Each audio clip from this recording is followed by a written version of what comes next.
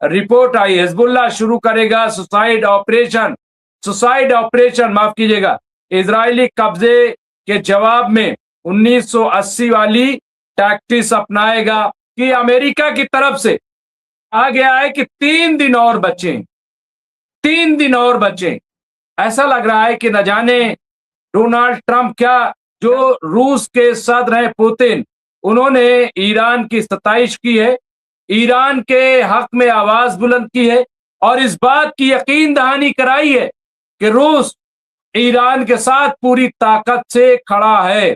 तो कि ऐसा लग रहा है कई बार कि एक बड़ी साजिश मिडिल ईस्ट में की जा रही है, अरबों के साथ की जा रही है।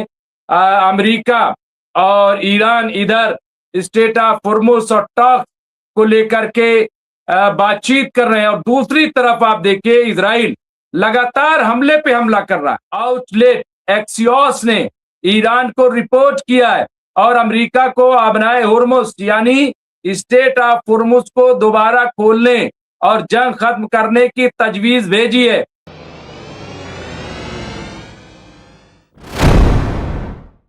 आदाब, मैं मुमताज आलम रिजवी और इस वक्त मैं आपकी खिदमत में लाइव हाजिर हूं। बात करूंगा ईरान, अमेरिका, इजराइल, फिलिस्तीन, मिडिल ईस्ट की। और चूंकि 3 मुल्कों पे नजर इस वक्त खास तौर से मरकूज है ईरान पे, ईरान का जो डेलीगेशन है और वो डेलीगेशन जिस तरह से पाकिस्तान से ओमान से फिर पाकिस्तान और अब पाकिस्तान से सीधा ईरानी डेलीगेशन मॉस्को में है, रूस में है और सब पे नजरें मरकूज हैं कि आखिर क्या बातचीत हो रही है। नई तजवीज ईरान ने अमेरिका के सामने शर्तों के साथ भेजी है।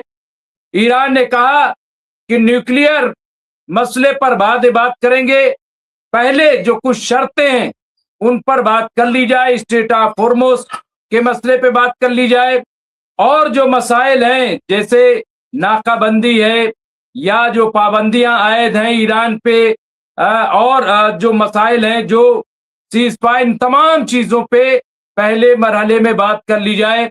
मॉस्को में जो मीटिंग हो रही है बहुत वादे तौर पर जो रूस के सदर हैं पुतिन, उन्होंने ईरान की सताइश की है, ईरान के हक में आवाज बुलंद की है और इस बात की यकीन दहानी कराई है कि रूस ईरान के साथ पूरी ताकत से खड़ा है।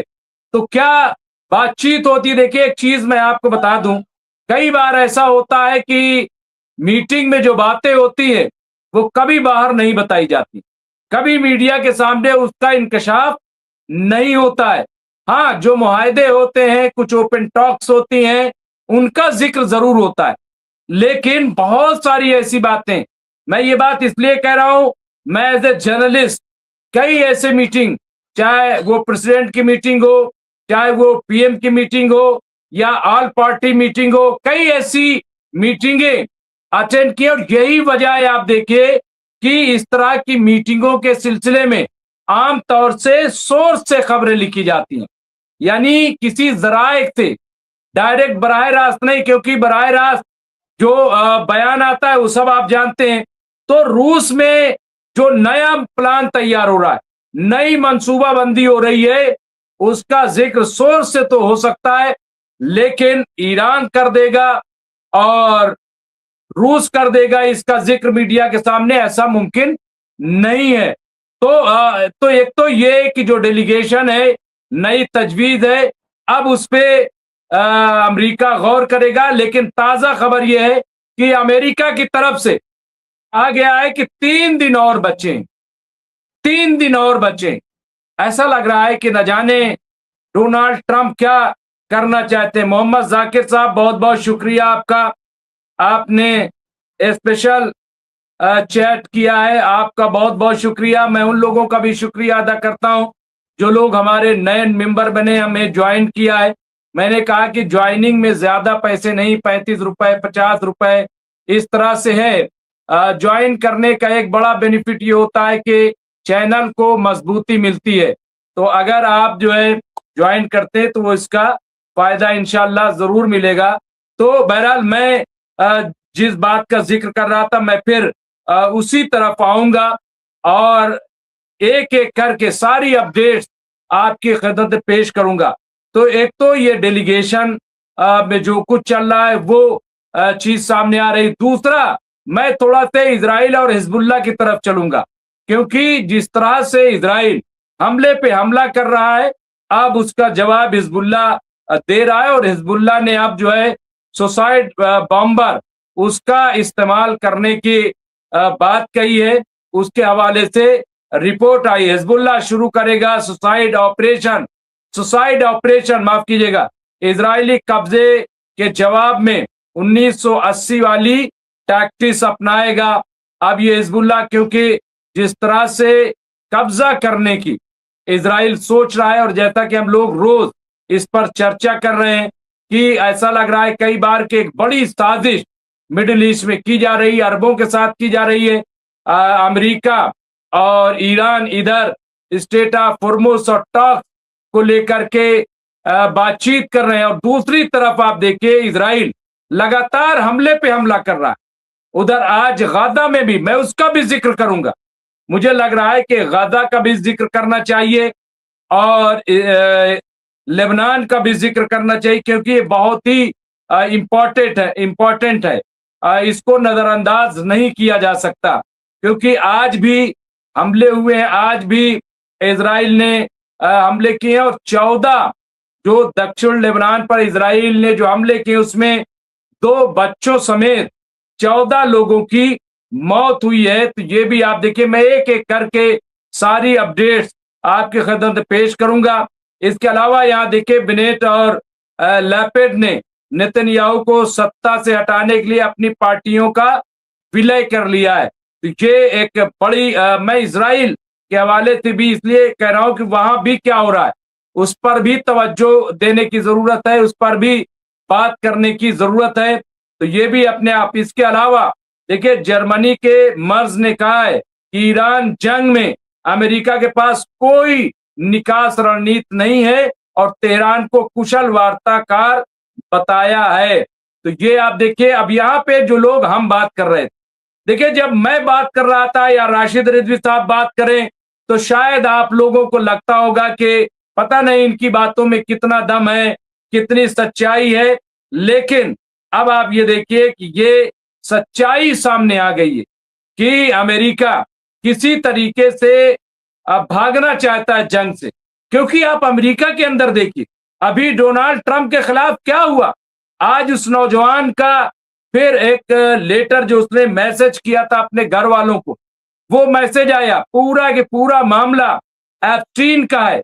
उस 31 साल नौजवान ने डोनाल्ड ट्रंप को गद्दार बताया है, डोनाल्ड ट्रंप को मुजरिम करार दिया है, और कहा है कि इनकी हरकतों की वजह से हम अमेरिकन बदनाम होते हैं, और इसलिए इनके खिलाफ हम कार्रवाई करने जा रहे हैं, मुझे कोई परवाह नहीं। ये आप देख रहे हैं, ये क्या है, इसको आप कैसे देखेंगे। ये इनकी हालत है, ये ताकत की बुनियाद पे। यहाँ पे ब्रेकिंग न्यूज, यहाँ जयदीप सिंह बुंदेला साहब ने दिया, अब्बास इराक़ची ने पुष्टि की है कि अमेरिका ने ईरान को वार्ता के लिए एक नया निवेदन किया है। एक और दौर की वार्ता आयोजित करने का कष्ट करें। तो यहाँ पे ये देखिए, ये बात आई, और यहाँ पे मैं आपको बता दूं, ईरान स्टेट ऑफ होर्मुज को जौहरी यानी परमाणु मुज़ाकरा से अलग करने की कोशिश कर रहा है। ये खबर आ रही है, मैं आपको ये खबर दे रहा हूं अल जजीरा के हवाले से। मैं एक एक करके खबर दूंगा। अमेरिकी मीडिया आउटलेट एक्सियोस ने ईरान को रिपोर्ट किया है, और अमेरिका को अबनाए होर्मुज यानी स्टेट ऑफ होर्मुज को दोबारा खोलने और जंग खत्म करने की तजवीज भेजी है, इस शर्त के साथ कि इसके जौहरी प्रोग्राम पर मुज़ाकरात मुस्तकबिल में यानी भविष्य में, फ्यूचर में किसी भी वक्त मुनक्किद किए जाएं।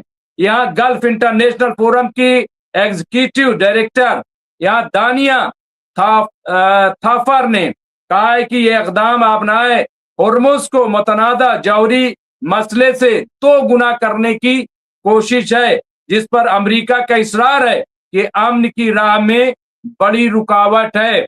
ये आप देखिए, बिल्कुल ताजा अपडेट में आप देख रहा हूं, ताफर ने अल जजीरा को बताया। ऐसा लगता है कि वो बुनियादी मसले और इस जंग की वजह अमरीकी नुक्ते नजर से के बारे में बातचीत करने के लिए भी नहीं जा रहे हैं। एटमी मसला वाशिंगटन की सुर्ख लकीर है।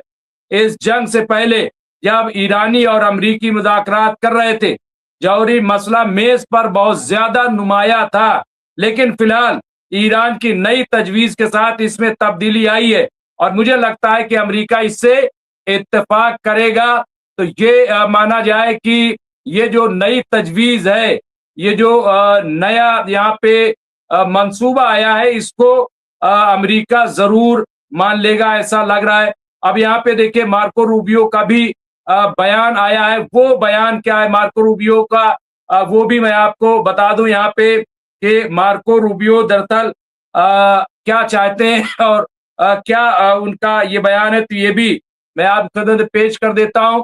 और हमारे साथ बहुत जल्द हमारे मेहमान जुड़ जाएंगे, मैं उनका इस्तकबाल करूंगा। लेकिन उससे पहले अमरीकी सदर रूबियो का यहाँ पे अमरीकी सदर के जो वो हैं, उनका कहना है कि ईरान मुआहिदा करने के हवाले से संजीदा है। तो ये देखिए secretary of state Marco Rubio का कहना है कि ईरान अमेरिका के साथ मुआहिदे तक पहुंचने के हवाले से संजीदा है, लेकिन किसी भी मुआहिदे को उसे जौहरी हथियार तैयार करने से रोकना चाहिए। यानी ये बहुत है। हालांकि ईरान ने बहुत वादे किया है कि हम इस पे बात करेंगे, लेकिन फ्यूचर में फिलहाल हम स्टेट ऑफ होर्मुज और इस मसले पे बात कर ले, जो हम पे सैंक्शन लगी हुई है, जो हमारा नुकसान हुआ है, इन तमाम इश्यूज पे बात करें। रूबियो ने फॉक्स न्यूज को इंटरव्यू देते हुए कहा है, मेरे ख्याल में वो खुद को इस गंदगी से निकालने में संजीदा है जिसमें वो हैं। उन्होंने ईरान के बिगड़ते हुए माशी हालात बशमूल अफरात ज़र, यहाँ उजरतों की अदायगी में मुश्किलात नीज जारी पाबंदियों की तरफ इशारा करते हुए कहा, ईरान को इस तनाज़े के आगाज से पहले जो मसाइल थे वो तमाम मसाइल अब भी अपनी जगह मौजूद हैं और इनमें से अक्सर बदतर हैं। अब ये देखिए ये बयान चूंकि मार्को रूबियो का है, लेकिन इस पे अभी हम चर्चा भी करेंगे, इस पे तबसरा भी करेंगे कि क्या अमेरिका की हालत अच्छी है, अमेरिका मुश्किल में नहीं, अमेरिका दलदल में नहीं है। अभी एक बयान आया है ना, अभी मैं क्या कह रहा था, अभी आप देखिए जर्मनी ने क्या बयान दिया है। जर्मनी ने कहा है कि ये खुद निकलना चाहता है अमेरिका, जो लोग हम पिछले 3 दिनों से कह रहे हैं। तो यहाँ पे मैं हमारे साथ मेहमान जुड़ गए हैं, मैं अभी ले आऊंगा उनको। यहाँ पे देखिए और क्या उन्होंने मजीद कहा कि हमें इस बात को यकीनी बनाना होगा कि जो भी मुआहिदा किया जाता है वो यकीनी तौर पर इन्हें किसी भी वक्त जौहरी हथियार की तरफ बढ़ने से रोकता है। ईरान और अमेरिका के दरमियान 11 अप्रैल को इस्लामाबाद में मुज़ाकरात हुए, लेकिन 28 फरवरी को शुरू होने वाली जंग के खात्मे के लिए मुआहिदे तक पहुंचने में नाकाम रहे। ये मुज़ाकरात 8 अप्रैल को पाकिस्तान की सालसी में 2 हफ्ते की जंगबंदी के बाद हुए थे और फिर आप ये देखिए कि टलता चला जा रहा है। अभी यहाँ पे जयदीप सिंह मुद्दला साहब ने एक और खबर दी है, जहाँ एक और ट्रम्प बोलता रहता है कि हमने ईरान का तमाम मिसाइल प्रोग्राम मिसाइलें खत्म कर दी। वही रूबियो ने आज बयान दिया है कि ईरान के सिर्फ 50% मिसाइल प्रोग्राम और मिसाइल खत्म हुई हैं, लेकिन ईरान ने अभी दिया है 70% मिसाइल उसकी काम कर रही है। यही नहीं बल्कि ईरान ने यह भी कहा है कि हम बहुत तेजी से बना रहे हैं। कल राशिद रिजवी साहब ने बताया कि 9,000 फैक्ट्रियां ऐसी हैं, मकामात हैं जहां मिसाइलें बन रही हैं। तो जाहिर सी बात है कि इतनी बड़ी तैयारी, और जो सुप्रीम लीडर ऑफ ईरान है आयतुल्लाह मुज्तबा खामनाई साहब, उन्होंने कहा है कि 10 साल तक हम अमेरिका से लड़ सकते हैं। तो इस पर भी तवज्जो देंगे।